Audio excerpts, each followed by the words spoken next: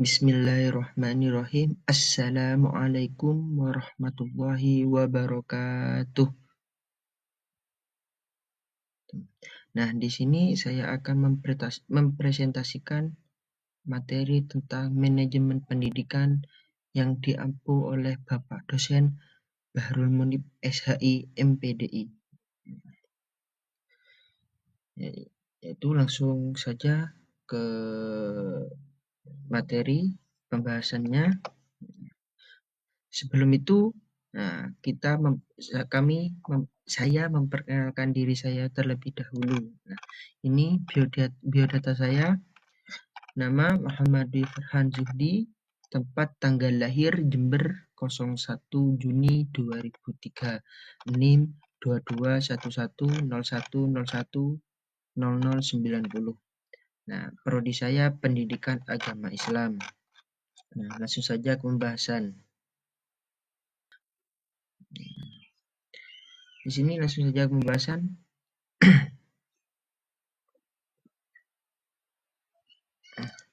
Ini pengertian manajemen.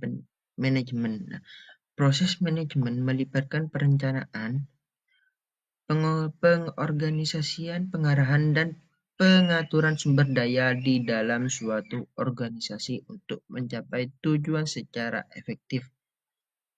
Untuk memperoleh hasil terbaik, manajemen mencakup sejumlah bidang, termasuk manajemen informasi, bahan baku, keuangan, dan sumber daya manusia atau SDM. Di sini ada beberapa para ahli yang mengungkapkan apa pengertian dari manajemen. Nah, di sini pertama Terry 1986 mengatakan manajemen merupakan kemampuan untuk mengelola dan memperoleh hasil yang diinginkan dengan memanfaatkan sumber daya serta usaha dari manusia. Nah, itu menurut Terry 1986. Nah, di sini ada lagi menurut Hersey dan Benhart. Nah, 1988, manajemen adalah tahap kerjasama yang diantar atau yang terjadi di antara orang-orang dan organisasi dengan menggunakan berbagai sumber daya untuk mencapai tujuan organisasi. Nah, menurut para ahli, manajemen adalah seni dan ilmu merencanakan, mengarahkan, mengomunikasikan, dan memanfaatkan sumber-sumber atau semua sumber daya organisasi agar organisasi tersebut dapat tercapai tujuannya secara efektif. Hal ini dicapai melalui fungsi manajemen seperti pengorganisasian, perencanaan, penerapan, dan pengendalian. Nah, dilanjut. Di sini dilanjut dengan materi selanjutnya, pengertian pendidikan. Nah, tujuan pendidikan adalah untuk membantu orang mencapai potensi penuh mereka di semua tingkat intelektual, emosional, dan sosial. Seseorang memperoleh nilai kemampuan dan pengetahuan yang diperlukan untuk menyesuaikan diri dan berpartisipasi dalam kehidupan bermasyarakat melalui pendidikan. Nah, pendidikan dapat berlangsung dalam berbagai bentuk seperti pendidikan formal, pendidikan non-formal, melalui kursus atau pelatihan, serta pendidikan informal tersebut itu yang diperoleh dari pengalaman sehari-hari. Selain itu juga pendidikan memiliki peran penting dalam membentuk karakter dan kepribadian seseorang. Dengan pendidikan yang baik, individu dapat berpikir kritis, mengambil keputusan yang bijak, serta memiliki sikap toleransi dan tanggung jawab. Pendidikan juga berperan dalam meningkatkan kesejahteraan sosial dan ekonomi suatu bangsa. Nah, karena masyarakat yang terdidik cenderung lebih produktif dan inovatif, Oleh karena itu, akses terhadap pendidikan yang berkualitas menjadi hak dasar setiap individu untuk mencapai kehidupan yang lebih baik. Nah, langsung saja. Nah, pengertian manajemen pendidikan. Nah, tadi kita sudah mengetahui apa itu manajemen, apa itu pendidikan. Nah, kita pengertian manajemen pendidikan selanjutnya, pengertian manajemen pendidikan. Manajemen pendidikan adalah proses menentukan tujuan apa yang ingin dicapai dan menetapkan cara dan sumber daya untuk mencapainya dan efektif dan efisien dalam dunia pendidikan. Sekolah harus memperbaiki kinerjanya karena respon terhadap harapan tidak dapat dilepaskan dari mereka. Hal ini khususnya berlaku dalam hal perencanaan dan pelaksanaan administrasi organisasi sekolah yang tentunya mempunyai pengaruh besar terhadap prestasi akademik. Ketika kualitas penyusunan dan pelaksanaan pendidikan bekerja sama, setiap organisasi itu dapat mencapai kesuksesannya. Nah, begitu. Semua fungsi manajemen termasuk perencanaan, pengorganisasian, pengawasan, dan evaluasi itu harus dilakukan secara sistematis atau terencana dan berkesinambungan untuk mencapai tujuan pendidikan yang berkualitas. Ini mungkin secara umum manajemen pendidikan berupaya meningkatkan standar pengajaran dan administrasi di lembaga pendidikan agar menghasilkan lulusan yang siap menghadapi tantangan dunia manajemen. Pendidikan berfokus pada penggunaan sumber daya yang terbatas seperti dana, tenaga pendidik, fasilitas, dan waktu untuk mengoptimalkan hasil pendidikan. Proses ini dilakukan melalui berbagai langkah strategis yang melibatkan banyak pihak, termasuk guru, siswa, orang tua, dan pemerintah. Nah,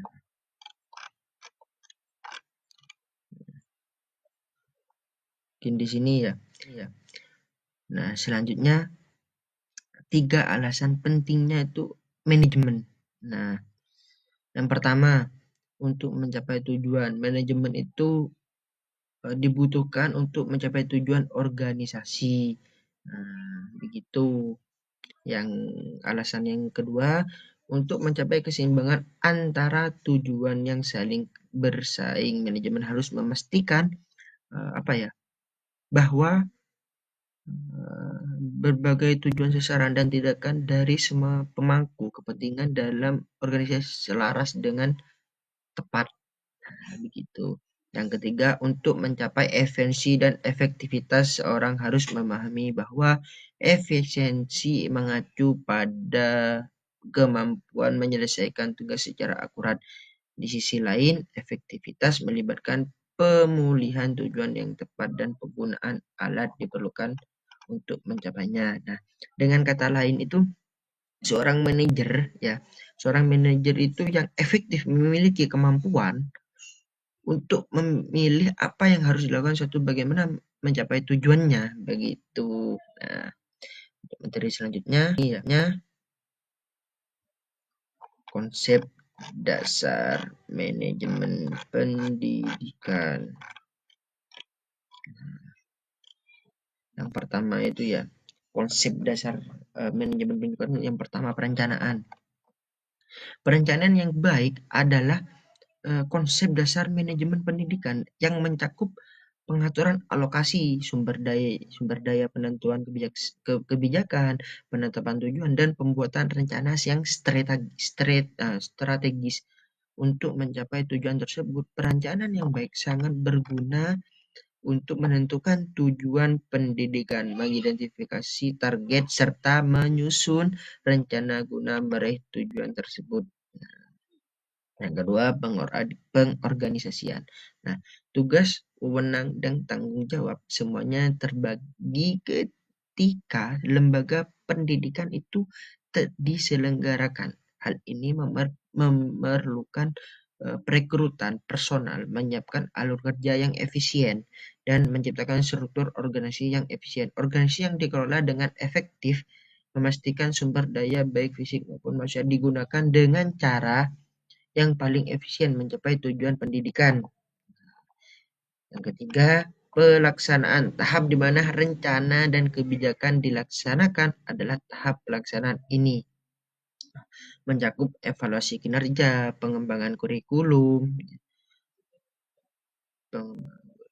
pengelolaan kegiatan administrasi, dan pelaksanaan kegiatan pembelajaran. Kerjasama yang baik antara semua pihak yang terlibat, pemantauan yang ketat, dan penerapan cara mengajar yang sesuai diperlukan untuk mencapai pelaksanaan yang efektif. Nah, yang keempat, pengawasan. Nah, pengawasan di sini itu proses mengawasi dan menilai bagaimana kegiatan pendidikan dilaksanakan, disebut itu supervisi. Nah, ini mencakup pengawasan terhadap kinerja staf, efisiensi sumber daya, kualitas pengajaran, dan pencapaian tujuan. Identifikasi masalah, umpan balik, dan implementasi perbaikan semuanya dapat dibantu oleh supervisi yang efektif. Nah, yang kelima, pengembangan SDM atau sumber daya manusia. Salah satu gagasan mendasar manajemen pendidikan adalah pengembangan sumber daya manusia. Hal ini mencakup kepala sekolah, guru, dan personal administrasi. Selain pembinaan, peningkatan keterampilan kepemimpinan dan pelatihan, pengembangan karyawan yang tepat memastikan bahwa staf memiliki pengetahuan dan kemampuan yang diperlukan untuk menjalankan tugas mereka dengan baik. Yang keenam, keterlibatan stakeholder. Nah, ide dasar manajemen pendidikan juga menyoroti betapa pentingnya melibatkan semua pihak terkait dalam pengambilan keputusan dan pelaksanaan inisiatif pendidikan, termasuk orang tua siswa maksudnya, masyarakat, dan pemerintah. Keterlibatan dan partisipasi mereka menjamin bahwa semua siswa menerima pendidikan yang mereka perlukan, meningkatkan hubungan antara masyarakat dan sekolah, dan berkontribusi terhadap pembangunan lingkungan pembelajaran inklusif. Terus materi selanjutnya. Nah, tujuan manajemen pendidikan. Nah, tujuannya di sini itu pengelolaan pendidikan merupakan kombinasi dari seni dan ilmu dalam mengatur sumber daya pendidikan. Tujuannya adalah menciptakan lingkungan belajar serta proses pembelajaran yang membuat siswa terlibat secara aktif dalam mengembangkan kemampuan spiritual dan religius, pengendalian diri, sifat kecerdasan, moral yang baik, serta keterampilan yang mereka butuhkan serta untuk masyarakat, bangsa, dan negara. Pengembangan rencana pendidikan yang adil, unggul, relevan, dan dapat dipertanggungjawabkan. Nah, membantu meningkatkan reputasi pendidikan karena manajemen adalah akar penyebab permasalahan kualitas. Tujuan lainnya adalah menghasilkan peserta didik yang aktif, menggali potensi dirinya guna membekali dirinya dengan keterampilan, kecerdasan, pengendalian diri, ketabahan spiritual, keagamaan, dan akhlak yang tinggi. Anak akan memberikan manfaat bagi masyarakat, negara, dan negara dengan cara ini. Oleh karena itu sangatlah penting untuk mengadopsi manajemen pendidikan.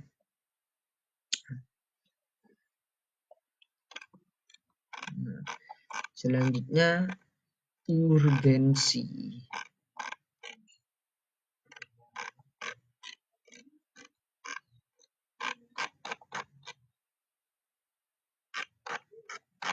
Nah, selanjutnya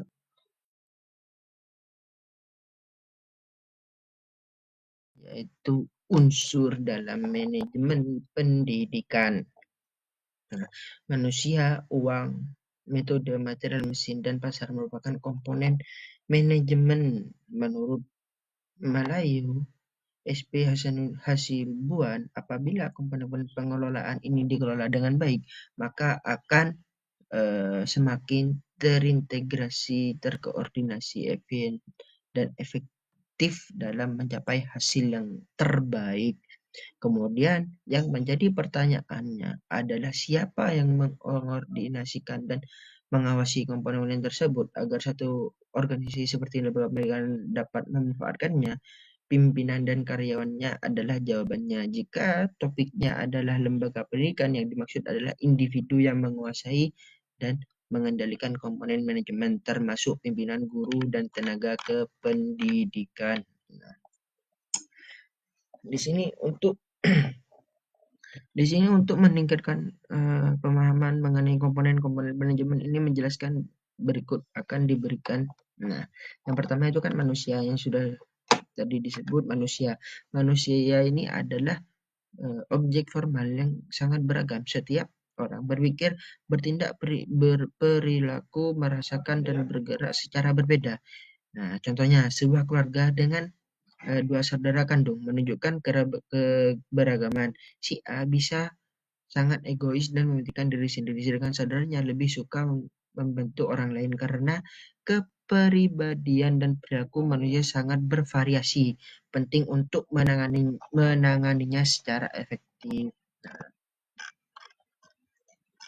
Terus yang B, uang. Nah, uang di sini dalam ilmu ekonomi, uang biasanya itu dipahami sebagai alat tukar yang dikenal luas. Uang tidak hanya dapat terbentuk kertas, tapi juga dapat berupa barang apapun yang diterima oleh masyarakat dan digunakan untuk membeli dan menjual produk dan layanannya. Sebaliknya, uang dalam ilmu ekonomi kontemporer adalah segala sesuatu yang secara umum dapat diakses dan dikenal alat pembayarannya untuk pelunasan utang serta untuk perolehan produk, layanan, atau aset berharga lainnya. Yang K, metode. Metode berasal dari istilah Yunani atau metodos yang merujuk pada jalur atau jalan yang dilalui. Dalam konteks usaha, ilmiah pembahasan tentang cara berinteraksi dengan dan memahami objek yang menjadi fokus ilmu diperhatikan dengan menggunakan metode. Umar H. Malik menyatakan bahwa metode berkaitan dengan masalah cara bekerja secara efektif untuk memahami objek studi dalam kegiatan ilmiah. Pada dasarnya, metode berfungsi sebagai sarana untuk mencapai tujuan atau menguraikan proses melakukan atau menciptakan sesuatu. Nah, yang D, material. Nah, material di sini adalah salah satu hal yang penting kiranya perlu ada dalam sistem produksi. Dengan adanya material, suatu barang atau produk bisa dibuat, begitu pula sebaliknya. Tanpa adanya material, suatu produk tidak akan menjadi barang. Nah, begitu ya. Terus yang E, mesin. Organisasi dibuat lebih efisien oleh mesin. Nah, kata mesin sering merujuk pada komponen yang bekerja sama untuk menjalankan fungsi tertentu. Biasanya peralatan ini menghasilkan lebih sedikit tenaga kerja. Mesin diperlukan sebagai organisasi manufaktur untuk berproduksi secara efisien. Bisnis ini dapat menurunkan tingkat kegagalan produksi, meningkatkan standar kualitas, dan menjamin penyelesaian produk tepat waktu sebagai respon terhadap permintaan klien. Nah, yang F, pasar.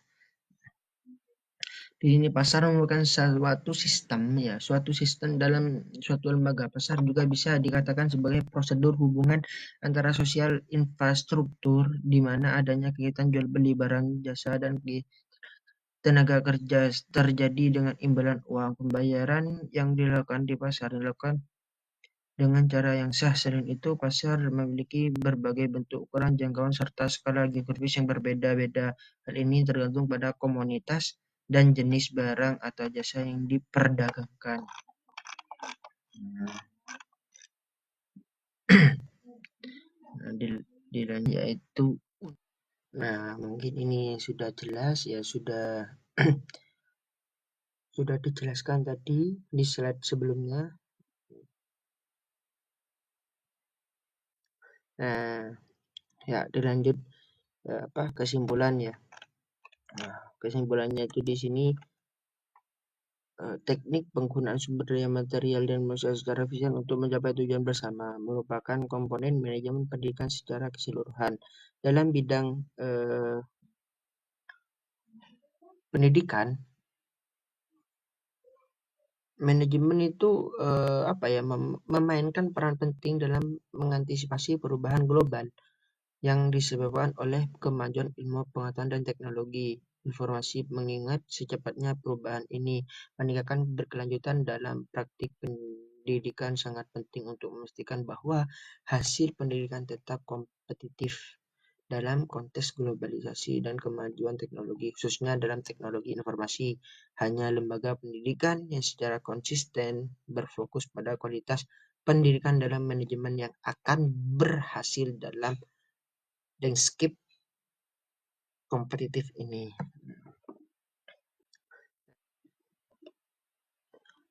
Mungkin sekian dari saya.